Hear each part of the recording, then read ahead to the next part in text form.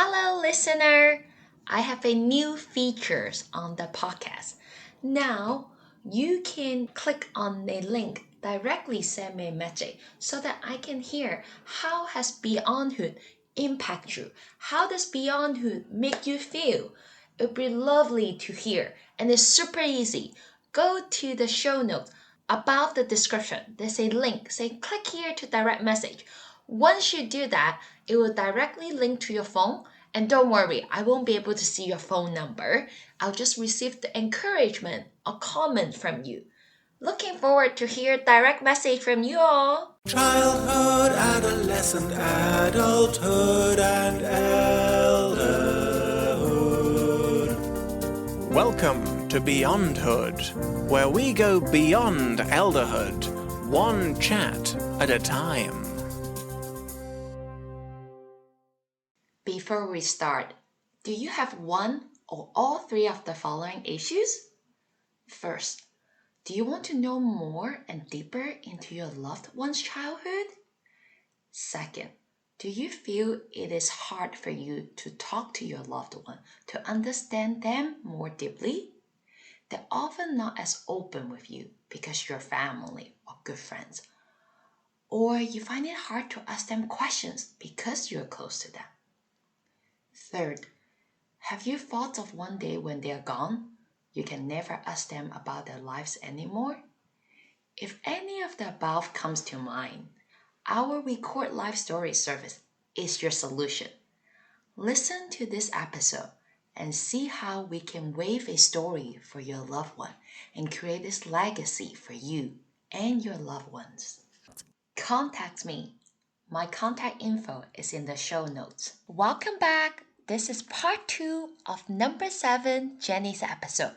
If you haven't listened to part 1, go back and then come back to this one. Without further ado, let's go find out Jenny's travel curse and what was her encounter with the witch doctor in Malawi. Most importantly, what is she looking for in her elderhood and beyondhood? We touched base on Costa Rica, your birthday traveling. I know you have this thing called the travel curse. I want to know, what is this travel curse? Unfortunately, the travel curse started on that fateful trip to Costa Rica, and it was a very extreme series of events that was just like one thing after the other. And then since then, I have never had a trip that has gone smoothly. It's been one thing after another, but it's good content for funny stories. But when I travel, there's a voice in my head that is like, why do you leave the house? I judge you for leaving the house. You are an idiot. You knew this was going to happen. Why do you do this to yourself? We would like to know, what is the travel curse? So what is it? So it's just an unbelievable series of events that keep happening to me when I'm traveling. But the trip to Costa Rica was, everyone will agree, everyone that knows me, the most extreme example of that. Where do I even begin? So I picture the scene. I'm 20. I'm about to turn 21, obviously, because it's a birthday adventure. I'm just wearing hiking boots, shorts, and a jumper, and those are the clothes on my back, which I would get to know very well, unfortunately. I had my medical bag with like my breathing machine and all my meds, and then my backpack, which by the way had a Nikon DSLR camera, which I had saved all summer for. We'll get back to that. So, I was on the cheap, so I was not paying very much for flights. The flight path originally was Dublin, New York, Miami, San Jose. And San Jose is in Costa Rica. So I turned up to the airport at like 4 o'clock in the morning with my mum. She was kind of nervous about me going on my first big adventure by myself. The travel curse did not help those nerves. So turned up to the New York desk, and she was like, oh yeah, the flight to New York was being cancelled, but we're just going to put you on a flight to Heathrow instead. And then you can fly to Miami from there, and you'll get the same flight tonight to San Jose, but via Heathrow instead of New York. So yeah, cool. They're like, oh, we'll take your bag now if you want to. We can put it all the way through to Costa Rica. You won't have to collect this. I was like, yeah, perfect. Thank you so much. So I very naively handed over my backpack with everything in it, except I still have my medibag on me. Everything was in that: camera, phone charger, clothes. I've learned now to put a few essentials in my medibag. So I toddle off to London. I get there, absolute chaos. My immediate thought was there might have been a terrorist attack because Heathrow's just kind of got those vibes. I asked a member of staff, and he was like, "Oh, no, the Miami flight has been cancelled. You're gonna have to queue up and get another one." I was like, "It's 9 a.m. Like, this is my second flight that's been cancelled today. What the hell is going on?" He was like, "Oh, well, that's not really my problem. You're gonna have to queue up and get another flight." I queued up for like 2.5 hours probably. Up to the top. Like this is like 11 a.m. by this stage. We can't get you on any flights today, but the next one we can get you on is 6 a.m. tomorrow morning. You can go to Madrid, and then you can go straight to San Jose from there. And I was like, 6 o'clock tomorrow morning. Like, that's like almost 24 hours away. What am I supposed to do in the meantime? He was like, "Oh yeah, we'll put you up in the accommodation. You can stay in a hotel, but you have to join this queue to get the hotel." So of course I had to queue up behind all of the people I had just queued up behind to get the flight, to get the hotel. So another 2.5 hours, I get to the top, and he tells me that I'm in Terminal 3 right now, but I will be going from Terminal 5 the next morning. But my bag will follow me. I'm going to be staying in a Premier Inn, go to bus stop A, blah, blah, blah. I was like, right, cool. Took my voucher, went off to bus stop A. I get there, there's 5 separate Premier Inns, and he didn't tell me which one I was going to. I was like, yeah, so I got the bus to the one at Terminal 5 because he made such a big deal about telling me that I was going from Terminal 5. So I thought, it must be the Premier Inn over there. So it's like, I don't know, 20 minutes, half an hour bus journey. Get there, and they're like, "Oh no, this is not the one you want. It's the one on Bath Road. That's about half an hour down the road." I was like, "Well, no, you're just going to have to redeem my voucher." He was like, "No, can't do that." So in order to get money for the bus, I had to take money out of the ATM, and they only spat out 50s, which is like €500 in the exchange rate in pounds. So I was like, no. So I had to get a 50, and then I had to buy something in order to break it. I got the public bus. Bearing in mind, I've been up since 4 o'clock. I've been in 2.5 countries I'm not supposed to be in. It was all very overwhelming. And they sat me for lunch at what can only be described as the world's most depressing table for one. So it was like a brick pillar with half a table coming out of it and a chair up against the brick pillar. And I was like, I've hit rock bottom. Rock bottom has a basement because I am on a date with a wall. After all of that I've been through today, I'm now on a date with a wall. So I started to like get really overwhelmed and like tear up. And this girl came over to me, like a 15-year-old girl, and she was like, "Made my family feel really bad for you. Like, would you like to come and join us?" So I didn't even take offense that I looked like a tragic case because I knew I did. So I went and I joined them, and to this day, I'm still friends with them. They're a very nice English family, and then they're French friends, but they all lived in Belgium, and they were also on the cancelled Miami flight because they were going on a Disney cruise in Miami. So that was fine. We chatted. I had a voucher for the bus the next morning, so the mum of the family took me to the reception to check where the bus goes from. And they were like, "Oh no, the bus doesn't start till 5 a.m. So you're going to have to prepay for a taxi." And I was like, at 3 a.m. because I had to be there at like 4. I then have to get another 50 out of the ATM because I had spent money on lunch and dinner with my other 50. I got there. There's an air hostess comes around and she's like, "Okay, anyone on the Madrid flight? This is the flight I'm supposed to be on." So I started to queue up, and there was a lady in front of me who happened to also be going to Costa Rica. So I was like, "Oh, I'm actually so nervous about like going through the Spanish airport. I'm by myself. I don't speak Spanish. Any chance I could just follow you?" She was like, "Yeah, no worries." So she checked in.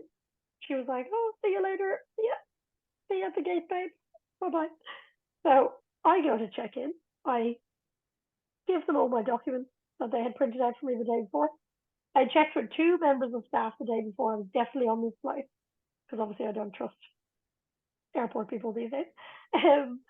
So I gave her my documents, and she was like, "Oh, you are not booked on this flight." No, that's impossible. I checked with two separate people. She like aggressively threw the monitor around. She said, "See, I typed in your name. It does not come up." And I was like, "Well, you're gonna have to put me on it because I have a piece of paper here that says I'm on this flight." And she was like, "No, the flight is full." I was like, "Yeah, exactly. I'm supposed to be taking up one of the seats." Yeah, I was like, "Well, what do you want me to do?" And she was like, "Oh, you have to go to a rebooking desk. It opens at 6." And this was now 4. So I had to wait 2 hours. So I waited 2 hours. I marched up to the woman who arrived at like 6:02. And I was like, "Excuse me, I need to get to Costa Rica today. Under no circumstances can I get there tomorrow because the welcome dinner is tonight and they leave for the jungle, which is like 10 hours bus and boat away in the morning. I need to get there tonight." And she was like, "Oh, the closest one we can get you on is to Miami this afternoon at 12 p.m. And then you can go to Costa Rica from there." I was like, "Not Miami again. I'm traumatized by Miami." I had to agree. So she gave me, like, oh, I demanded some food vouchers. So she gave me this £11 voucher, and you have to use it all at once because you can't get change. And the cheapest thing in the airport restaurant was porridge, which was like £9. I'm 24, 26 hours in, and I am still in London, where I was, by the way, never supposed to be. What the hell is going on? Like, should I just turn around and get Ryanair back home because the universe is telling me I should not be going to Costa Rica? Yeah, then I have to like wait 6 hours for the next flight. Got on the Miami flight. That was, and then was waiting at the gate for Costa Rica. And they were like, "Oh, delayed by 45 minutes." So I was like, "You know what? That was the least of my worries. That's fine." And then we get on the flight. No sooner had my bum touched the seat, there's an announcement on the tannoy. "The first engine's after braking. You're all going to have to deplane the aircraft to get another flight." And I was like, "Not today, Satan. I am staying on this bloody plane. Like, if if it's eventually going to take off, that's just a risk I'm willing to take." So I oh yeah, my phone was dead by that point. I had to ask a grumpy passenger beside me could I use his phone. Very reluctantly, he let me use it to just text my mum to tell her to get the G Adventures guy on the other end to wait for me because the last thing I needed was to be stranded at the airport with no transfer to the hotel. So eventually, after like 3.5 hours on the tarmac, we did take off. And then we got there, and of course, my bag did not follow me. So everyone else in the jungle had their big Nikon, Canon cameras, and I was there very tragically pinching into zoom on my iPhone 4, getting very grainy pictures of. And I didn't get my bag back until 3 days before we left. The journey home was probably just as dramatic. Like, since then, I got stuck in Hong Kong for 24 hours on the way back from Australia the first time I came, and I befriended an English family, and we all went to the Hong Kong Disneyland together. That was really fun. I got completely effed around on the way to Innsbruck for the World Championships or the World Cup for rock climbing a few years ago, and I ended up in a town called Wank in Austria. I was like, this could not be any more representative of my traveling career. Yeah, I've met like every single flight I've been on has either been delayed or cancelled. It has to be seen to be believed. If someone wants to travel with me, I say, look, I'll meet you there because you will not want to be friends with me if you travel with me. Well, I'm glad I met you in Africa, not going with you to Africa. Despite all this traveling curse, you still travel to all the places you have done for your birthday. And as I mentioned before earlier at the intro, one of the major reasons I would like you to be on the Beyond Who podcast is because your love and on storytelling. I still remember we were on Lando, I cannot say bus, the vehicle that we use travel across Africa.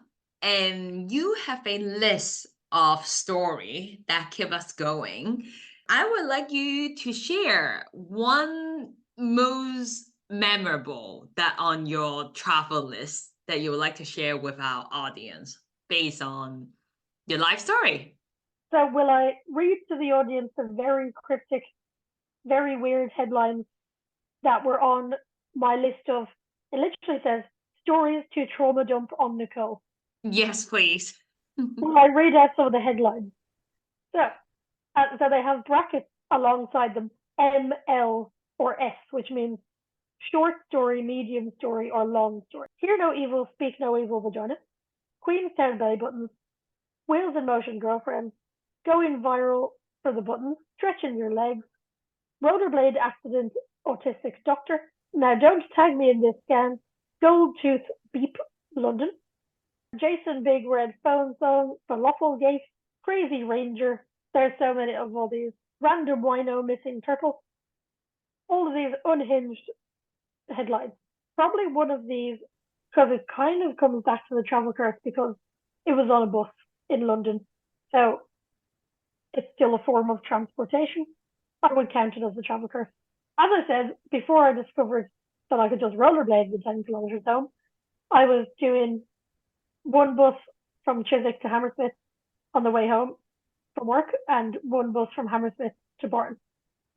That's fine. But when I first started the job, I didn't know which bus I was supposed to get.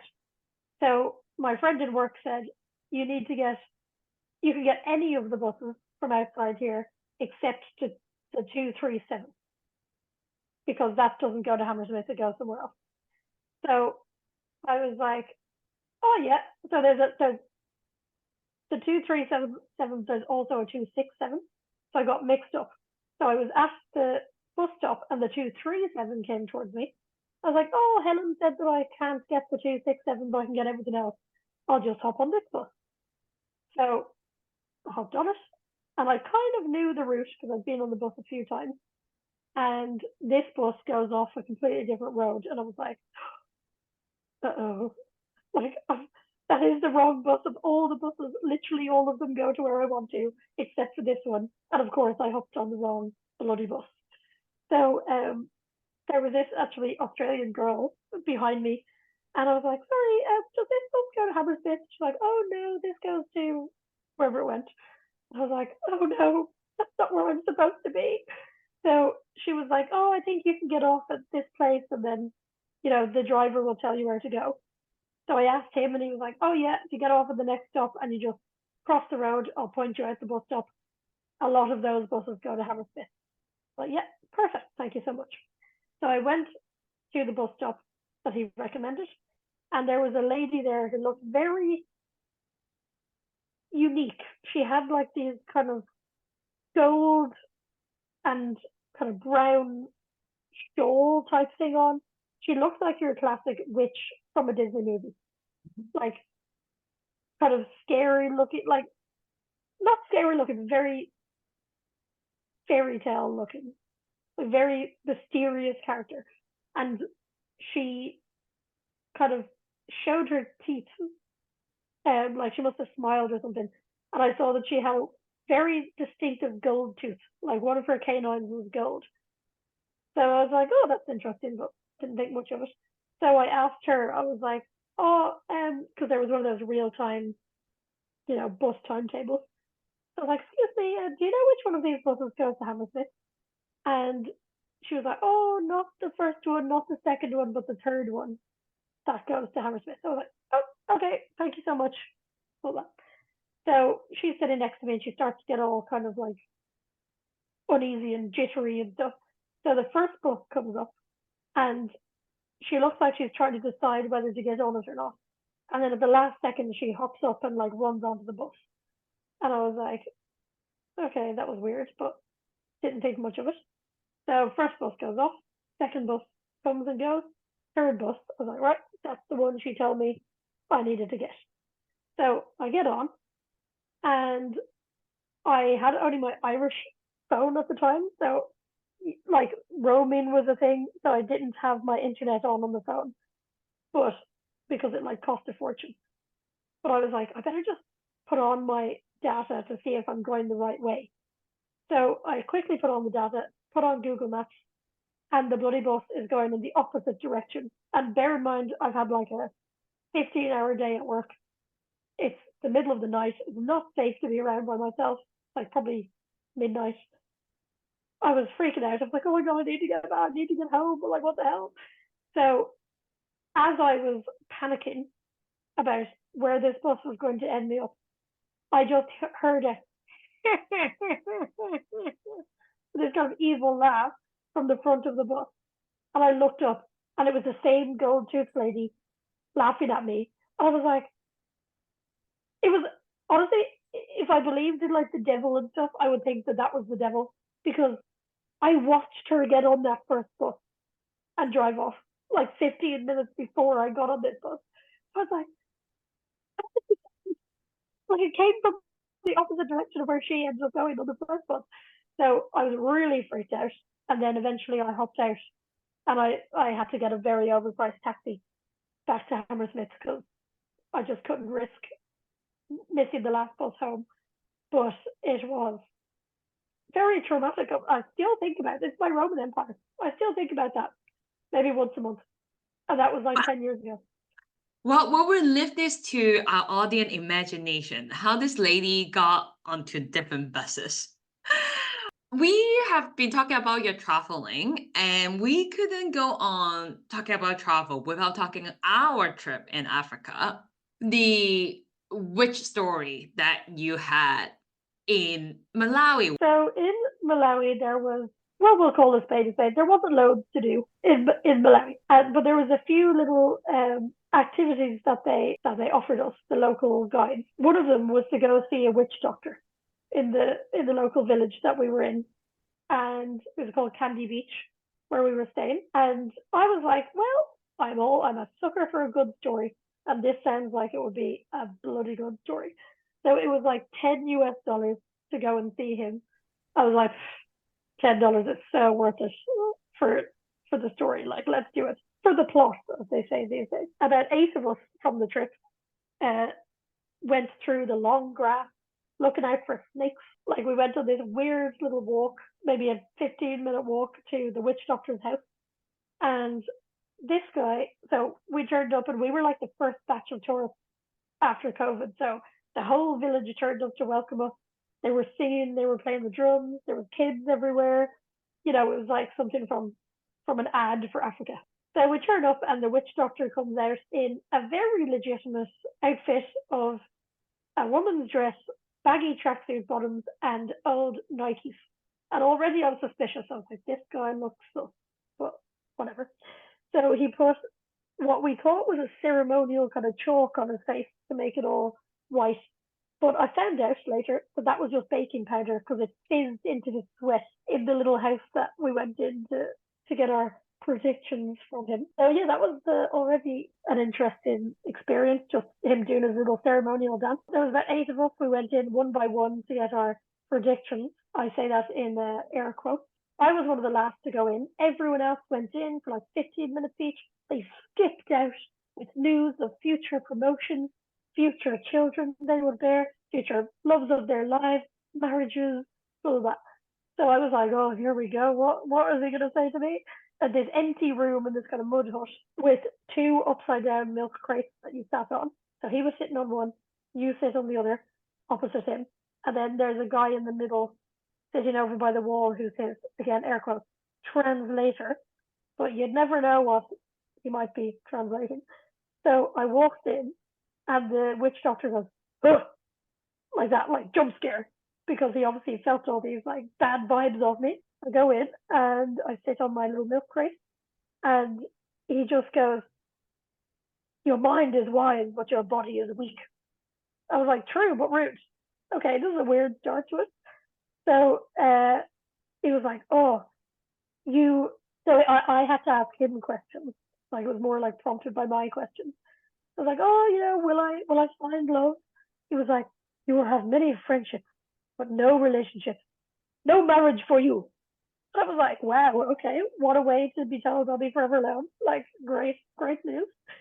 And then he said, there will be no treatments for your disease.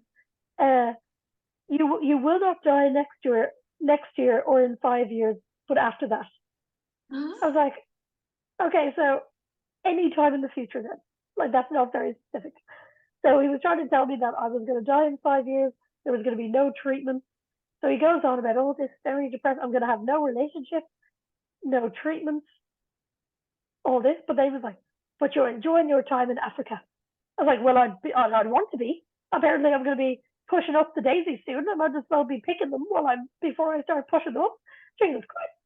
So I didn't have much more to say to him. So I walked out forlorn and dragging my feet after like 5 minutes, 10 minutes, whereas everyone else was in there for ages. They're like, oh, so what will my husband be called? What's my promotion? What are my kids going to be called? And he's like, oh, no children, no husband for you. You are just going to be worm food soon. I was like, yeah, look, it's a good story, but also rude. Okay. I have to say I dine out on that situation. And I wrote a piece for my non-fiction writing course because I'm writing a memoir at the moment. And I called the piece, it's called African, not Africant. Well, we touch base on your story. What do you do now? So you were a chef, you left London, you moved to Australia, and I know you started your own business and you also have your own podcast. Can you share with us a bit on what do you do? What kind of podcast do you run? I work as a disability support worker and I have my fingers in a lot of pies. So I volunteer for St. Vincent de Paul Soup Fan, which is my favorite thing in the world to do. I love it so much, where we make sandwiches and stuff and hand out rough sleeper bags to homeless people in Melbourne. And I volunteer for the C&I dogs. It's like the dogs that are going to become assistance dogs for blind people. And they're just the best. So I'm learning how to train them and to cuddle them and just the best ever. And then, yeah, disability support work. And then me and my best friend, Emily, have a podcast called The Hard Launch. And it's pretty much just us two chatting and sharing really ridiculous things that happen to us. And by us, I mean me. Mainly the ridiculous things happen to me, and the really fun things happen to Emily most of the time. So she's like, oh, I've got engaged. You know, I've bought a house. And I'm like, my car got towed and I had to pay $600 to get it back. So we have very differing stories, but that's what makes it perfect. We balance each other out very well. Well, we'll put the link on your podcast for the audience. And I know you Thank you. started a company as well, or what it is. So it's called Accessible Adventures. So after I went to Costa Rica, that's first birthday adventure, I was better by then, but a lot of the activities we did relied on being able-bodied.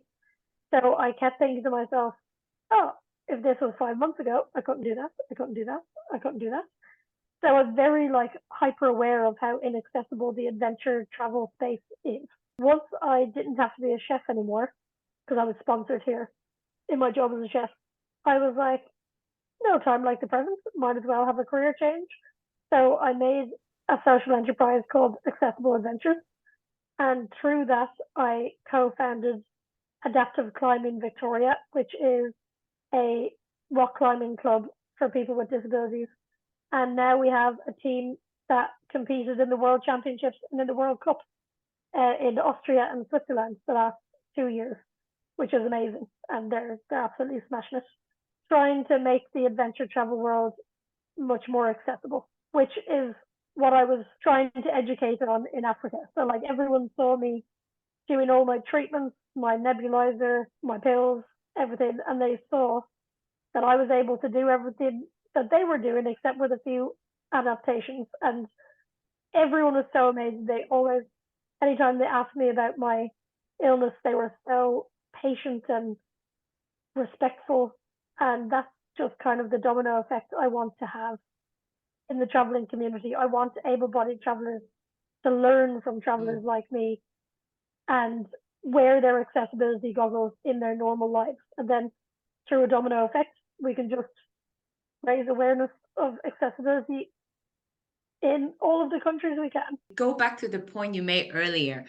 We learn through traveling. It's a physical learning, not reading from a book. But then while you are traveling with people with different capability, then you actually learn to ask questions, listen, witness, And then that's the beauty of learning it together. We are coming up to the end of the podcast, and I would like to touch base on elderhood, as Beyondhood is focusing on what's go beyond elderhood.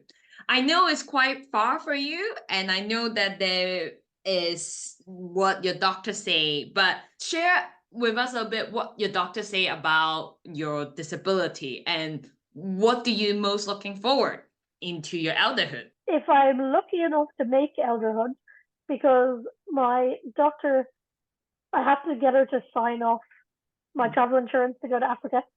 And she looked me in the eye and she said, well, Jenny, one day the luck is going to run out, so you might as well live your best life until then. I was like, wow, okay, Mrs. Honesty. Don't appreciate that.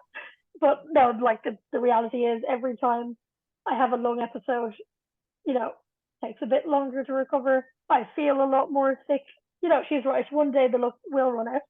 But if I'm lucky enough to make it to elderhood, I would hope I would be one of those cool old people that turns up on their Harley Davidson to collect the grandkids, even though I'm not going to have kids. So it'll be hard to have grandkids.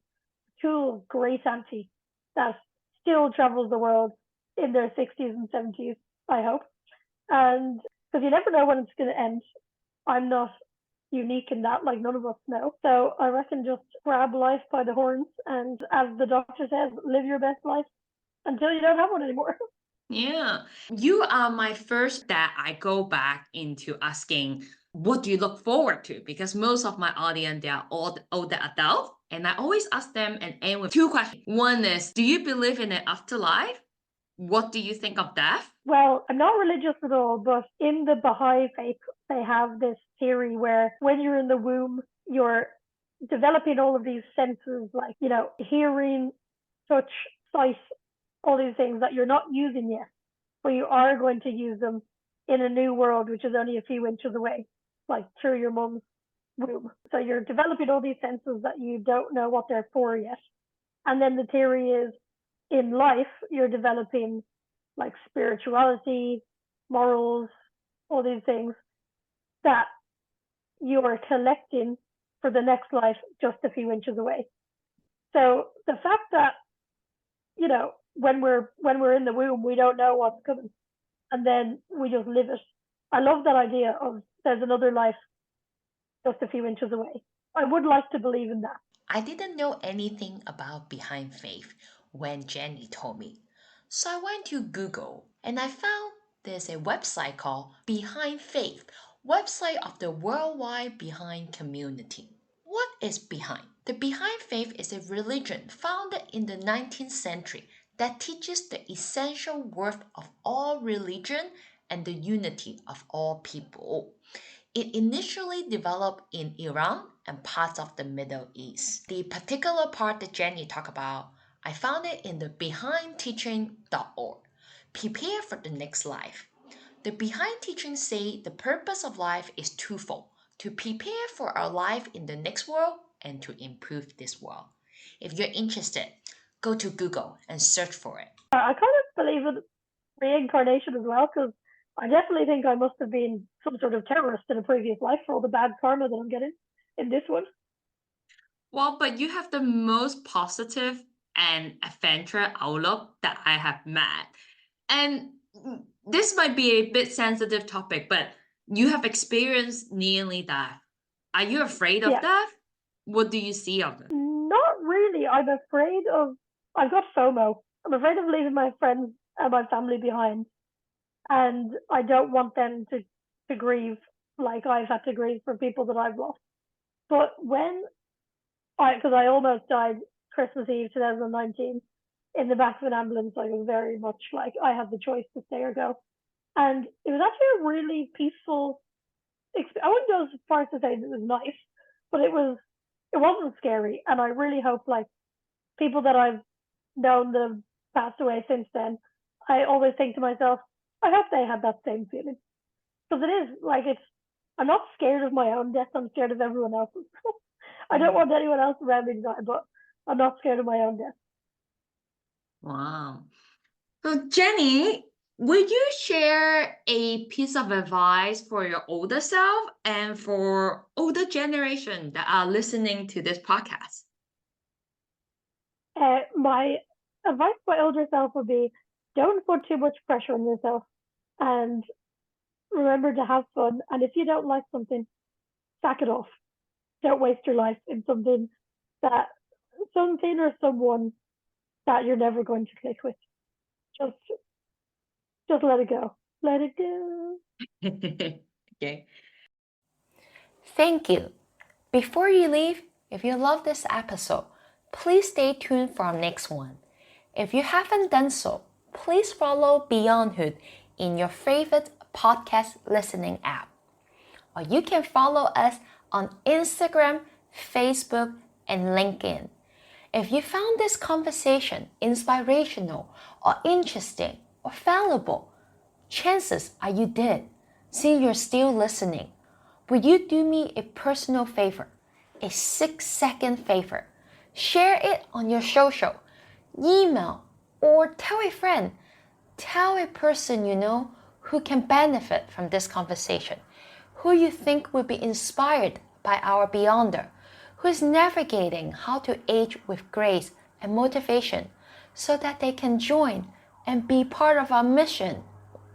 You guys can discuss. When a podcast becomes a chat becomes an action.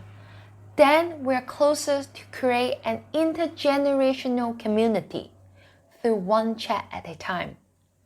Lastly, if you love this episode, please support by being a member of the podcast so that I can keep looking for new Beyonder and continue the show. Childhood, adolescent, adulthood, and